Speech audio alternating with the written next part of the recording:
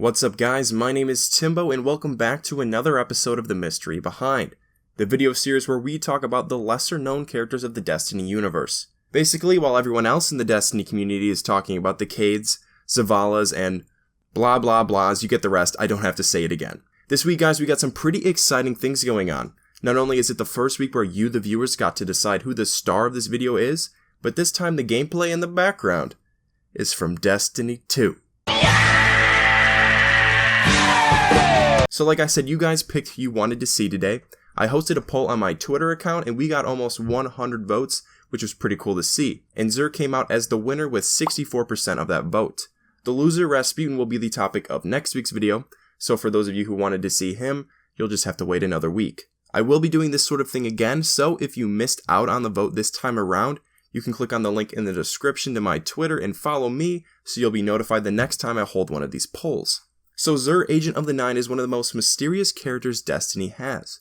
It has a lot of them, sure, but I'd say Xur is pretty far up on that list. Most people know him as the tentacle, vacuum cleaner face guy that comes to a random place of the tower on the weekends and sells the Sunbreakers. He is an agent to this group called the Nine, but there really isn't a lot known about them by the general community. There really isn't a lot known about Xur by the general community if we're being honest.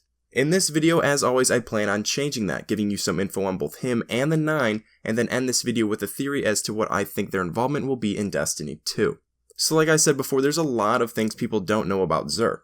Who exactly does he work for? Why does he sell exotics? Where does he get them? Why does he hate salted popcorn? You must stop eating salted popcorn. Yeah, that's a real thing. It's pretty hard to make a theory about Xur and the Nine because there's just so little information about them. So a lot of the things I'm going to pull from are quotes from Xur when he's standing in the tower. That and the Grimoire cards, of course. It's also important to mention Rasputin here. There was a reason why I let you decide between those two characters, because Xur and Rasputin are more alike than you might think. So this video is really a part 1 of 2 involving these two separate but related theories. And just let me reiterate that word there, theory. Like I said, the information we have is very limited, so unlike my last video on Uldren, which had a lot of facts from the Grimoire supporting the theory, this video is mostly speculation, so make sure to take this with a grain of salt. Whatever that means. Destiny has many different sources you can get information from, so the entire search for what's true can start to contradict itself pretty quickly. Since Destiny's story was changed drastically, it's hard to tell what information is still true about the game, what Bungie kept, versus what they threw away, versus what Bungie Control-C, Control-V if you catch my drift. Being honest, I doubt Bungie even knows what facts they want to keep and which they want to leave behind. It wouldn't surprise me if they just pulled from whatever loose ends they've made over the past 3 years or so, not really caring if it all makes sense anymore, just taking which stories they like, expanding on those, and saying goodbye to the rest. Leaving us in the meantime very confused as to what is considered a reliable source for information, as every single one seems to have both fact and fiction in them. But putting all that aside, there are still theories to make about these characters such as Xur and Rasputin that makes sense. So even though there's not a whole lot, let's go over the information we have on Xur and the Nine. As you might expect, Xur is not a member of the Nine himself, he is merely an agent. He comes to the tower or Vestian outpost from Friday to Sunday every week to sell exotic items, or if you're Dado, emerald coils and stealth drives for those rare, blue quality sparrows, in exchange for strange coins. Now we don't know anything about strange coins as far as why a group such as the Nine would want them, but if you're asking me, I think delving into strange coins would be taking all of this a little too deep. It's kind of important to note, however, that Xur refers to the weapons that he sells you as junk, which is ironic considering that they're the rarest weapons in the game. This can imply that perhaps the Nine are much more powerful than the Guardians, making Xur the equivalent to the Goodwill clearance rack of the solar system. But other than that, there isn't really much else we know about Xur. The Nine, on the other hand, have some more information that can maybe help shed some light on the situation. No pun intended. Yes, there was. One of the things commonly accepted about the Nine is that they are the ruler of the Jovians. Now you may be asking yourself, who are the Jovians? Well, the Jovians aren't really listed as a group of people. On a lot of the stuff I've read, they're referred to as worlds. Worlds that are beyond the reef and thus our solar system's asteroid belt. I'd assume that people living in the Jovians would still be called the Jovians, but whatever, just think of them as worlds for now. There is an armor set in the game associated with the Jovians, but that's not really anything special in terms of giving us information. And one thing that we can know by looking at the Jovians is that Xur has to travel quite far each and every week to get to the tower. Not really important, but hey, gas money's expensive. So basically you're left with a mysterious guy who works for some other mysterious dudes who are in control of this mysterious place doing something mysterious. Frankly, I can't give you any discernible evidence to tell you who Xur is and what the Nine are doing, because everything is so vague about them. But what I can do is present theories for you, which is really what this series is about anyway.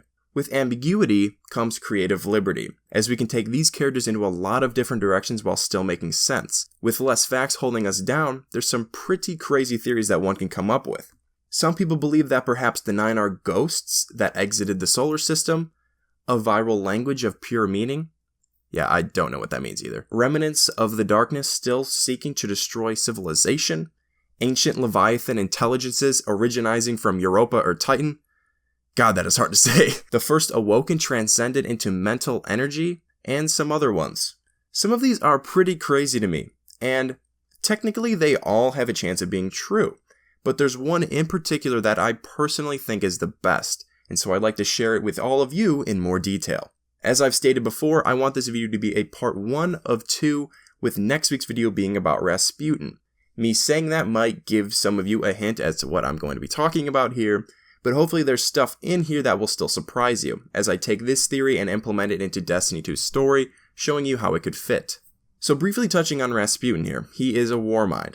Warminds in Destiny are super powerful AIs created for strategic warfare purposes. And when I say powerful, I mean powerful. They are also known to be so intelligent that even the Vex can't simulate or predict their actions. And while we know quite a bit about Rasputin, which will be covered more extensively in next week's episode, there is little information about the rest of the Warminds. While there are multiple different numbers that have been thrown out there, no one truly knows how many Warminds there are. Some people speculate that there were 10, including Rasputin. Some think there's fewer, about 8 or 9, one for each planet in the solar system. That's depending on if you count Pluto as a planet or not.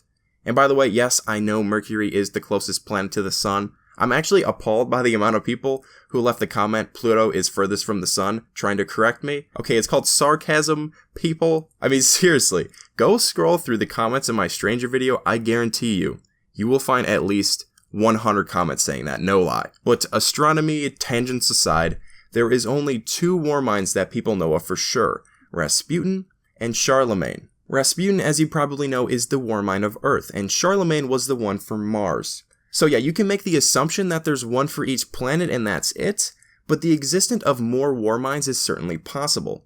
A Warmind existing on one of the many moons in the Destiny universe is certainly possible. It would definitely make sense for defensive purposes. For this theory to work, there needs to be at least 10, including Rasputin. So while I understand this may not be true, you can't deny based on the information we have that it's possible. These videos are theories, as I'll reiterate again, so even if you find it more likely that there's less Warminds out there, just stick with me for a second. Now, if you know some about the lore of the Warminds, or you're just observant, you know that aside from Rasputin, the Warminds aren't around anymore. Many thought none of the Warminds survived the collapse, which was proved to be untrue when the Iron Lords awoke Rasputin in Site 6 in the search for Siva. It turns out Rasputin wasn't dead, he merely put himself in a type of hibernation mode almost. But like I said, I want to talk about Rasputin in depth next week. With this being said, one can infer that perhaps the other Warminds survived the collapse as well, but reacted to the incoming attack differently than Rasputin did. Unlike the others, Rasputin's planet houses human civilization and the Traveler, meaning that it couldn't just abandon ship like the rest of the Warminds technically could. So you might be wondering how this relates to Xur, and that's where I'm going to head now. Now, math isn't my strongest subject, but I think I can handle this sophisticated problem. In my opinion, it wouldn't be so crazy to think that perhaps, knowing of the incoming attack, with the humans having a 100% probability of failure predicted by Rasputin, that the other Warminds left their respective planets and the solar system. And if there were 10 Warminds, leaving Rasputin behind would only leave 9 left, making them the Nine, a group of highly intelligent AIs designed for warfare. And when you look at it like that, there are certain things about the Nine and Xur that begin to make sense. It's no secret that the Warminds are created to protect and defend. There are instances where Rasputin helps equip Guardians with weapons such as Sleeper Simulant, Pocket Infinity, and Outbreak Prime. So when you think of it like that, the fact that Xur comes and gives out weapons starts to make a little bit more sense. The Warminds, like I said, are protectors in a way, but as shown by Rasputin, they know a losing battle when they see one.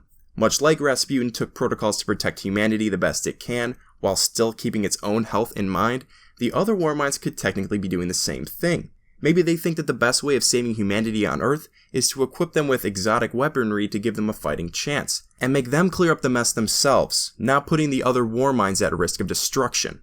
And when you look at Xur with the mindset that he's being controlled by Warminds, a lot of his lines start to make sense as well.